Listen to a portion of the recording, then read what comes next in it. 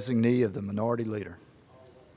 Thank you, Mr. Speaker. I'm here today to introduce 3 bills to make our government work a little better. But before I get to those, I want to put a question to all of us in this chamber, the thousands who are sitting here tonight in the gallery, folks watching, but most of us, those of us who have the privilege to have this job. Why are we here? What's the reason we decided to get into this line of work? There's a small number of us who, I don't know, may go on to be president or some other office. There's a handful of us who get our viral clips on the local news. There's some larger number of us who actually get their name on a big bill that makes a difference, and we're remembered by our names, the Tafts and Hartleys and Sarbanes and Oxleys. But the truth of us is that most of us are going to be about as well known to our successors as our predecessors are to us. We're here, we're doing a job. We will be known for the office that we held. We will be remembered for the dignity with which we held that office, but not for who we are as individuals. And that's okay, right? One of my favorite pieces of advice I got when getting this line of work was from President Obama, who said, "This is not a sprint, this is a relay, and your job is to pass the baton to the next person in a little bit of a better position than you had it when you picked it up on the last leg." Now, everybody in this body has different policy views, different ideas about what a better position in that relay might look like. But I'd submit that we do have some universal goals that we all agree on, or else we wouldn't be in this line of work. We all want a government that delivers the greatest good for the greatest number. We all want a government that upholds our founding promise of freedom and equality. We all, I think, believe Abraham Lincoln's admonition to us that a government of, by, and for the people should not perish from this earth. And we all also, I think, agree that on those really hard questions, the beauty of the government that our founders created is on the hard ones where we disagree, the single best way to resolve those disputes is through a democratic process. It ain't always the best way, but we decided not to have kings. We've agreed not to resolve those through wars. We've agreed to resolve them through a democratic process. And I agree with Winston Churchill when he said that democracy is the worst form of government, except for all the other ones that have been tried. But it is the best one that we've got.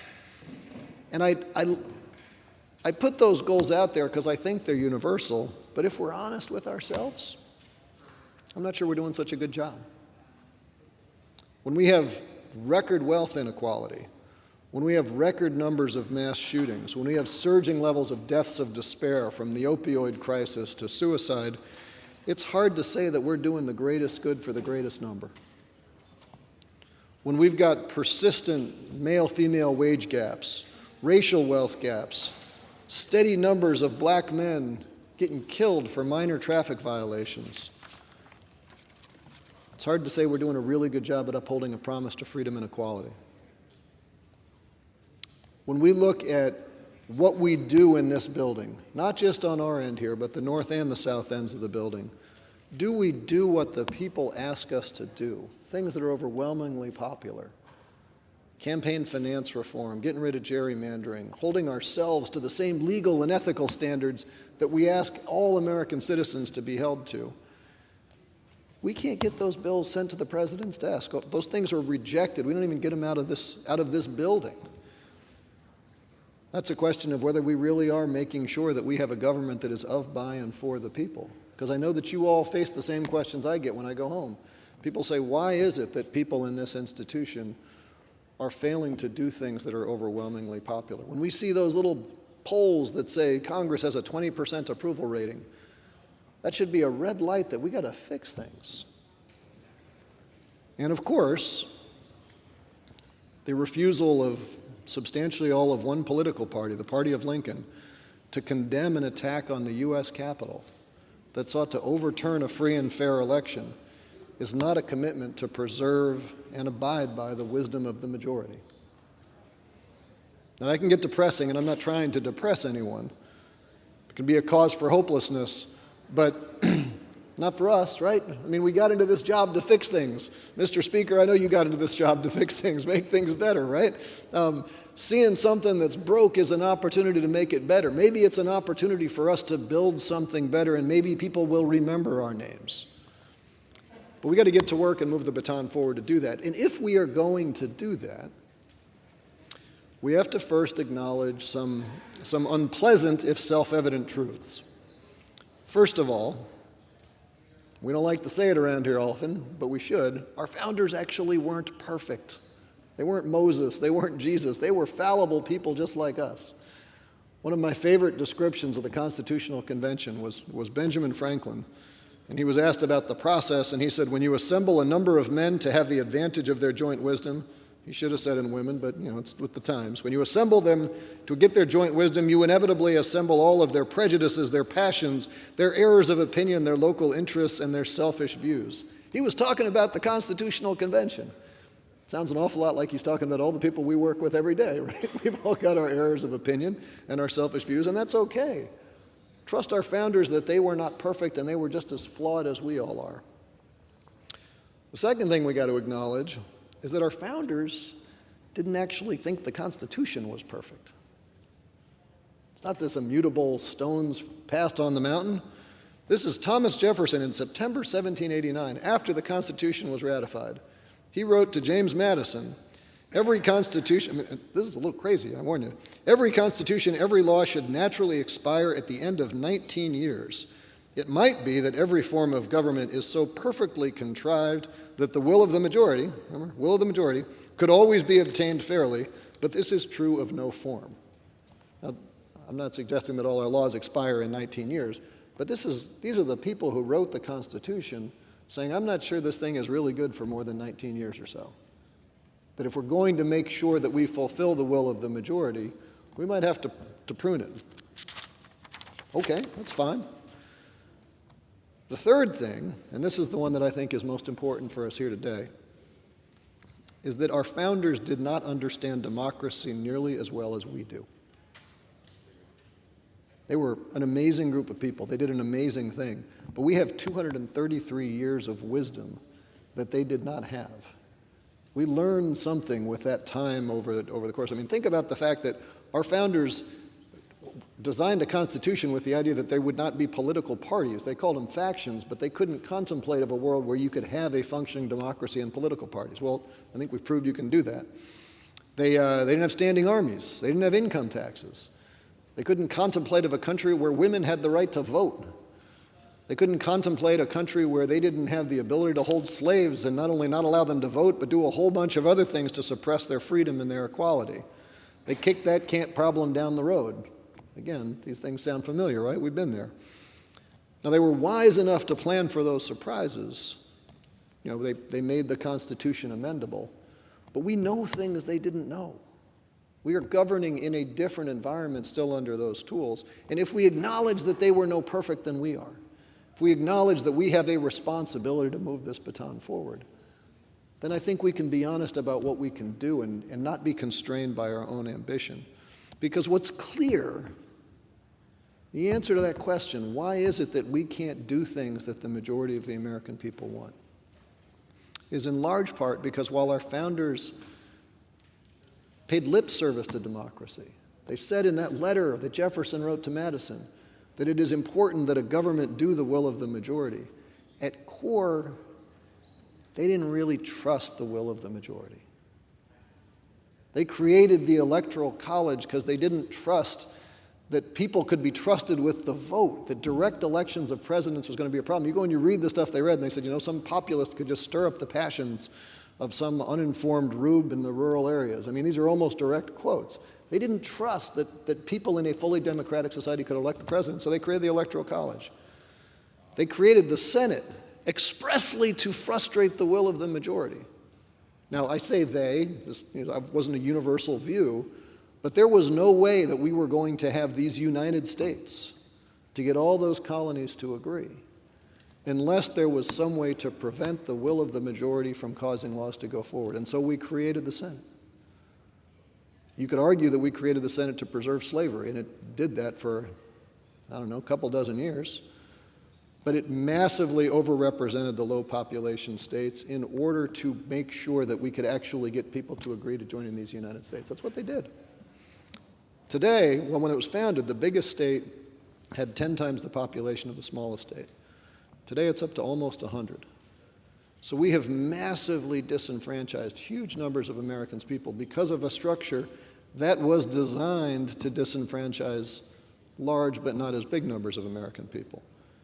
We kick a bill out of here, you can get 50 votes in the Senate with people representing 17% of the United States population.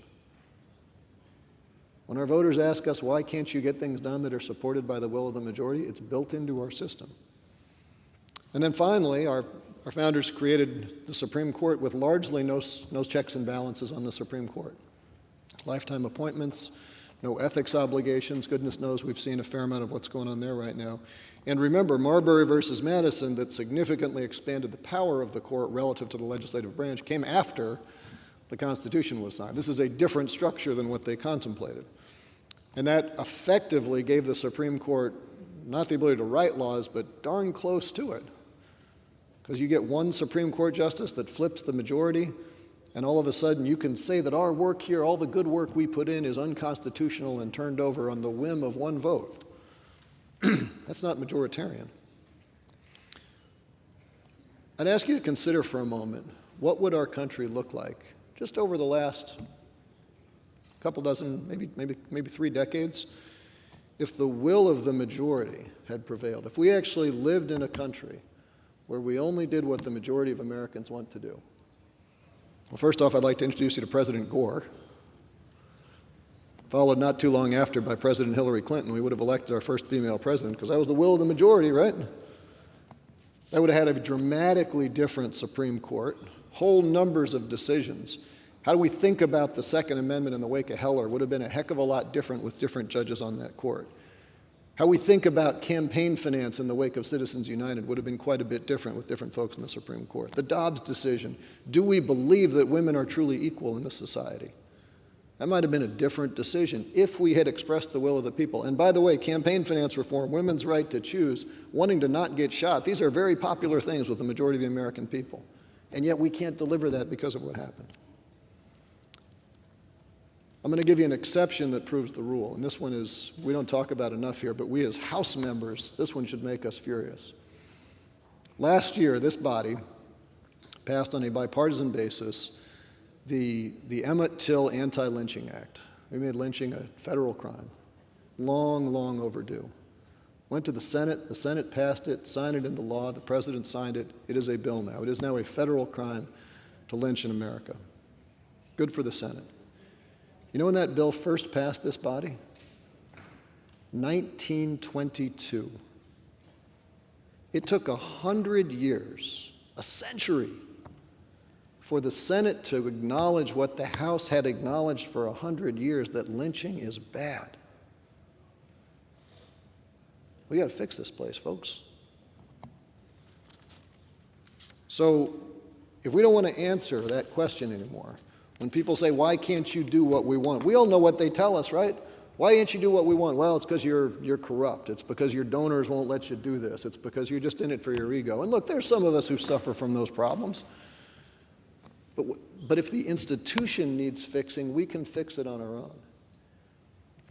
And if any of what I'm saying sounds partisan, I mean, look, I get it. I'm talking about women's right to choose. I'm talking about sensible gun control legislation. I'm talking about who would have won the president. All those things sound kind of partisan.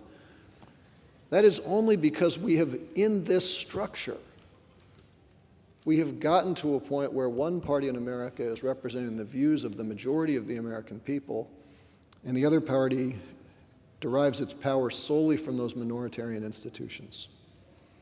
In a healthy democracy, we should all be competing for that mythical center of the electorate. We shouldn't be sitting there and saying, I have a 20-year plan to stack the court with judges who will agree with me to overturn the will of the American people. We shouldn't be sitting there saying, well, I can control the Senate if I just find a couple Senate seats in a couple low population states with cheap TV markets. We all know it happens, right?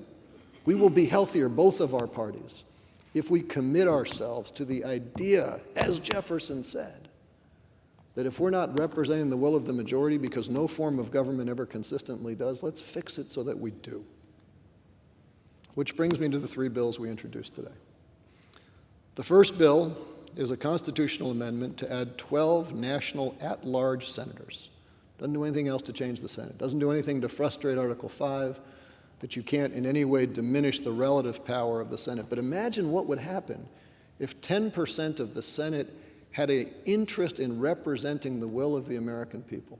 We would then sit there in this house, the people's house, where we represent the will of the American people, with confidence that we had people fighting for us over there.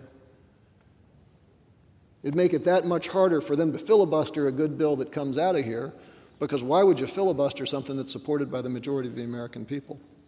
It would also, by adding 12 senators, add 12 more electors representing the popular vote that would reduce the number of scenarios where we could have the popular vote winner lose an election to the electoral vote winner. That's the first bill. The second one is to expand this House.